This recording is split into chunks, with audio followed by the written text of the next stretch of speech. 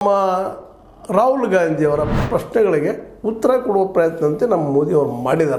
ಮಾಡಿದ್ದಾರೆ ಜೊತೆಗೆ ಈ ಕಾಂಗ್ರೆಸ್ ಯಾವಾಗಲೂ ಪಾಕಿಸ್ತಾನ ಪರ ಅನ್ನುವಂಥ ಮಾತು ಮಾತಾಡಿದ್ರೆ ಅವ್ರ ತಪ್ಪಿನಿಂದ ಆಗಿದ್ರು ನಮ್ಮಿಂದ ಏನಲ್ಲ ಅನ್ನುವಂಗ ಅದೇ ಕಾಲಕ್ಕೆ ಇವರು ಟೀಕಾ ಮಾಡ್ತಾರೆ ಅವ್ರ ಮೇಲೆ ಕಾಂಗ್ರೆಸ್ಸಿಗರು ಬಂದು 11 ವರ್ಷ ನೀವು ಯಾಕೆ ಪಾಕಿಸ್ತಾನಕ್ಕೆ ಹೋದ್ರಿ ಅವ್ರು ಕರ್ಕೊಂಡು ಬಂದ್ರಿ ಅಲ್ಲೇ ಯಾಕೆ ಊಟಕ್ಕೆ ಹೋಗಿದ್ರಿ ಇವ್ರು ಟೀಕಾ ಮಾಡ್ತಾರೆ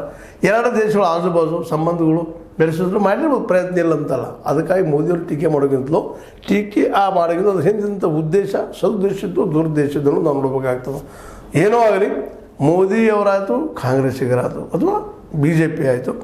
ಇತಿಹಾಸದ ತಪ್ಪುಗಳು ಮಾಡ್ತಾನೆ ಇದ್ದಾರೆ ಇವತ್ತೇನೋ ಇತಿಹಾಸದ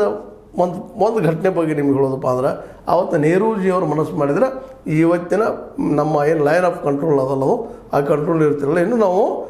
ಕಾಶ್ಮೀರ ಪೂರ್ತಿ ಪಾಕ್ ಅಕ್ಬರ್ ಕಾಶ್ಮೀರ ಪಡ್ಕೊಳ್ತಿದ್ವಿ ಅನ್ನೋ ಮಾತನ್ನು ಒತ್ತಿ ಹೇಳಿದ್ರು ನಮ್ಮ ಮೋದಿಯವರು ಆದರೆ ಇದೇ ಮಾತನ್ನು ಇವತ್ತು ಕಾಂಗ್ರೆಸ್ಗರಿಗೆ ಕೇಳ್ತಾ ಇದ್ದಾರೆ ಜನಸಾಮಾನ್ಯರಿಗೆ ಕೇಳ್ತಾ ಇದ್ದಾರೆ ಅವತ್ತು ನೀವು ಟೀಕಾ ಮಾಡಿದ್ದೀರಿ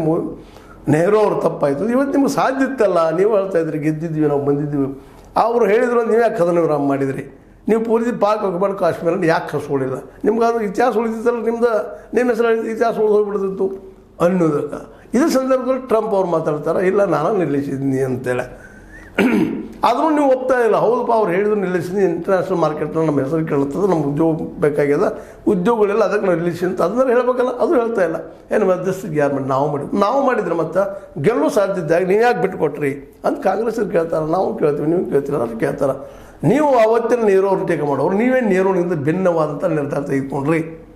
ಅನ್ನುವಂಥದ್ದು ಅದೇ ಕಾಲಕ್ಕೆ ಈ ಅನೇಕ ಪ್ರಶ್ನೆಗಳನ್ನ ರಾಹುಲ್ ಗಾಂಧಿಯವರು ಮಾಡಿದ್ದಾರೆ ಅದರಲ್ಲೂ ಮುಖ್ಯವಾಗಿ ಲೋಕಸಭೆಯಲ್ಲಿ ಚೀನಾ ಮತ್ತು